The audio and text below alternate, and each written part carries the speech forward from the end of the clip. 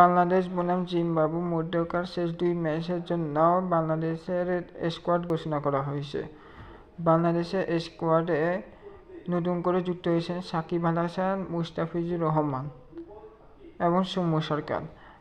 বাংলাদেশের স্কোয়াডটি হলো: number 1 Najmul Hossain Shanto captain, number 2 Liton Kumar Das, number 3 Tanzid Hasan Tamim, number 4 Shakib Al Hasan, number 5 Towhid Hridoy, number 6 Mahmudullah Riyad, number 7 Jaker Ali Anik, number 8 Sheikh Mahedi Hasan, number 9 Soumya Sarkar, number 10 Rishad Hossain, number 11 Taskin Ahmed, number 12 Mustafizur Rahman, number 13 Tanzim Hasan Sakib, number 14 Tanvir Islam, number 15 Saifuddin.